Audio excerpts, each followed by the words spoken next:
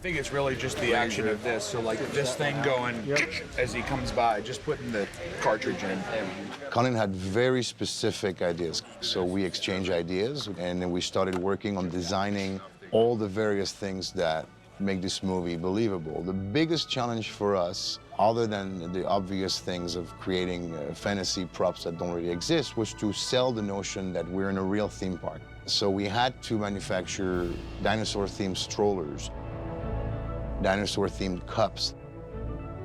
They existed at one point when the first film came out, but they all said Jurassic Park, so we had to resculpt them, manufacture them in-house, and we had a lot of corporate partners who helped us add authenticity to the whole thing, Coca-Cola being one of them, and so we made these cups as well.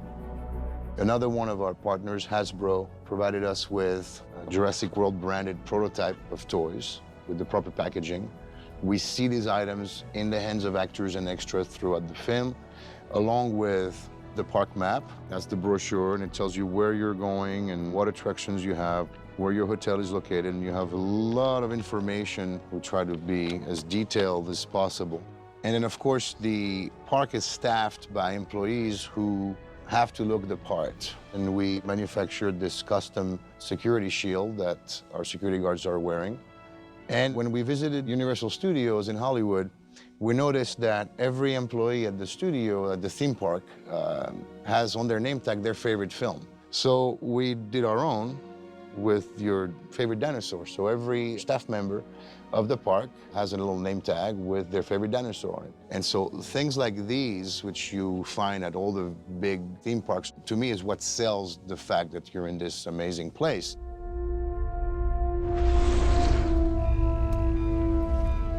What is that? That's her tracking implant. She clawed it out.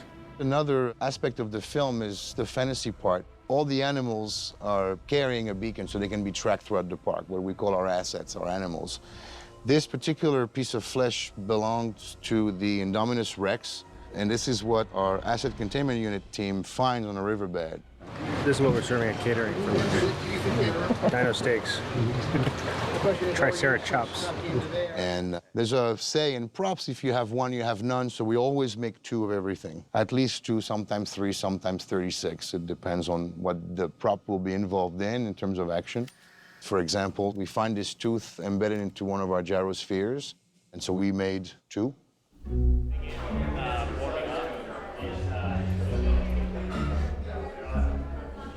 And then, of course, Legacy made 3 different eggs for our lab. This, I believe, is the Apatosaurus eggs. We keep track of our eggs with a QR code that is scanned and entered in a database, so each animal that's about to hatch has its own ID number. This is a Velociraptor egg, which is reminiscent of the one you saw hatch in the first film. And I don't know what that is. It's a dinosaur egg. This is actually from the very first film, the last surviving pair of night vision goggles that were standard issue in the Jeep Cherokees that were part of the park tour. So we refurbished them. We had to age them, non-permanently, because they're a loan from Universal Pictures Archive. So I have to return them in as good or better condition than they loaned them to me. And so we did a quick non-permanent age to them to show that they're 20 years old, and miraculously, they still work. Early in the film, I said, wouldn't it be nice if we kind of saw some kind of tie-in to the original characters on the film, since they're not in this movie at all? And so we ended up coming up with God Creates Dinosaurs, which was a nod to what Ian Malcolm said in the first movie. God creates dinosaurs. God destroys dinosaurs. God creates man. Man destroys God. Man creates dinosaurs. So we created a fake book jacket. So while it's not necessarily featured, it's something that we hope that the audience would kind of see on the big screen and just pop out and be like a little nod to an homage to the earlier films. Ready, and action! Another aspect of the prop department duties is anything having to do with weapons of any kind, including real firearms. My favorite prop in this film is probably Owens Rifle. It just really encompasses his character. It's very manly, and, you know, he's kind of course, he's the hero of the show, so you want to give him a really great way to protect everyone in the park. For Owen, we used a Marlin 4570 lever action rifle, which we had one of our armors modify slightly and add a nice little scope to it. The interesting thing with any of these action props is we always make rubber doubles. This is quite heavy to carry all day, so for the comfort of the actors, or in the event of a stunt, we don't want the actor falling with a heavy chunk of steel on their back. So we make these rubber copies. This gun is made of rubber. Another good example of this is the character of Barry carries a Smith & Wesson 500, and this is the real one. And so for a lot of the scenes, we gave him a rubber double, which was easier and safer to carry. And in most cases, they're indistinguishable unless you put your hand on it.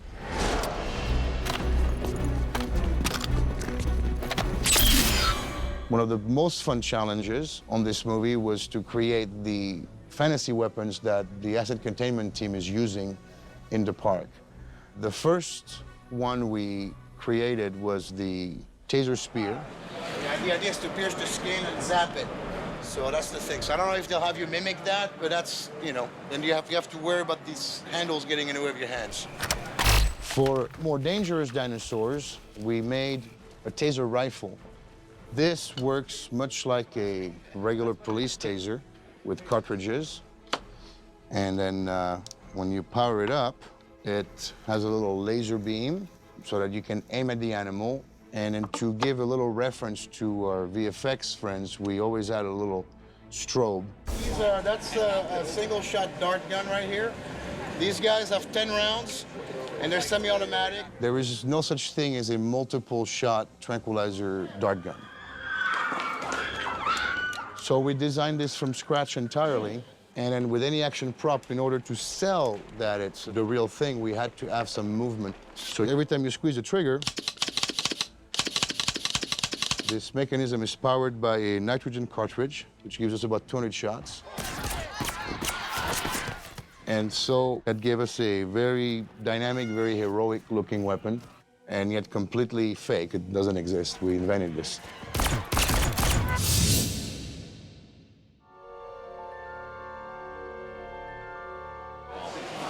Two-headed snake right there. Two-headed snake. Freaky. One's pissed off in that direction and one's pissed off in this direction. The prop master is also in charge of hiring some animal wranglers depending on the size of the project. That one, I like that one. Yeah. Take a shot of that, Jason. There. Go back. That's the veiled chameleon, yeah. When we're talking about small animals in cages, like snakes and lizards, it's often our responsibility to deal with that. So we brought in Jules Sylvester, a herpetologist and a snake wrangler, and so he's an expert at all this. So we brought him in to liven up the lab a little bit. Hey, babe. What do you think? You know, that's exactly what it is. That's a big old male. We have aquariums full of nasty creatures. Some really good stuff. Frogs, snakes, lizards. What else we have? Axolotls. I bet you don't know what that is. What is that? It's like a salamander with the gills on the outside. It's a very, very primitive beast. And they're white, they're cave dwellers, and they look weird, so it's great for this stuff.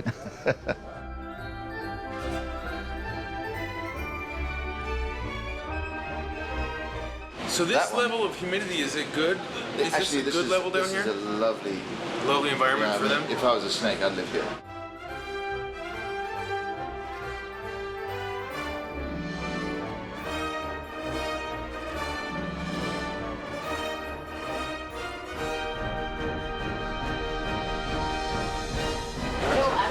Freaky. That's They don't have labels on them, right? they Those don't do. have labels, or they do? Okay, they're those. So put the last one in, Looks good. like this.